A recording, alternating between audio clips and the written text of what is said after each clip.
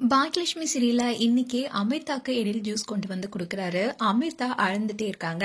எழில் உனக்கு கஷ்டமா இருக்கான்னு கேக்குறாரு. அமிர்தா எனக்காக நீங்க எல்லாருமே கஷ்டப்பட்டுட்டு இருக்கீங்கன்னு சொல்ல, எழில் எப்படி கேக்குறதுன்னே தெரியல. உனக்கு பிடிக்காததை எதுவும் நாங்க செய்யலையேன்னு சொல்ல, அமிர்தா என்ன சொல்றீங்க? கணேஷ் கூட நான் வாழ்ந்தது கொஞ்ச நாள் தான். ஆனா அவர் என்ன நல்லா பாத்துக்கிட்டாரு.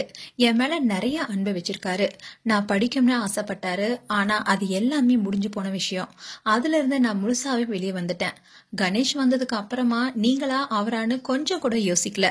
உங்களை நம்ம குடும்பத்தெல்லாம் விட்டுட்டு போகணும்னு எனக்கு தோணவே இல்லை. அப்புறம் கணேஷ் ஜெயிலுக்கு போகணும்னு நினைக்கவே இல்லை. அவர் எங்கேயாவது நல்லா இருக்கணும். உங்களை எனக்கு ரொம்ப பிடிக்கும்னு ரொம்ப எமோஷனலா பேசுறாங்க அமிர்தா. எழில் உன்னை நான் நல்லா பாத்துப்பேன். நான் உன்னை நிறைய லவ் பண்றேன். ஐ லவ் யூன்னு சொல்ல அமிர்தாவும் ஐ லவ் யூன்னு சொல்லி முத்தம் கொடுக்கறாங்க. இன்னொரு பக்கம் ஹோட்டல்ல கோபியும் அவருடைய ஃப்ரெண்டும் பேசிட்டு இருக்காங்க. அப்போ பழனிசாமியை பார்க்க பாக்கியா வராங்க. பழனிசாமி கிட்ட நீங்க பண்ண ஹெல்ப்புக்கு தேங்க்ஸ்னு சொல்லிட்டு இருக்காங்க.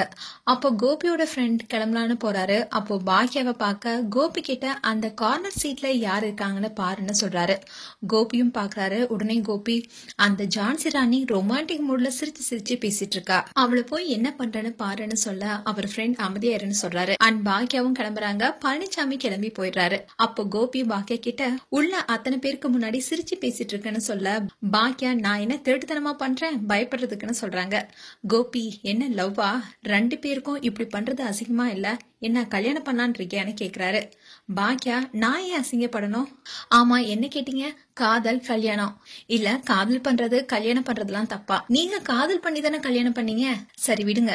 அப்புறம் எனக்கு திருட்டுத்தனம்லாம் கிடையாது. ஒருவேளை எனக்கு கல்யாணம் பண்ணணும்னு தோணுச்சுன்னா நான் வெளிப்படையாதான் பண்ணுவேன். என் பிள்ளைங்க கிட்ட சொல்லி அவங்க சம்மதத்தோட தான் பண்ணுவேன். உங்களை மாதிரி பண்ண மாட்டேன்னு சொல்லிட்டு போறாங்க.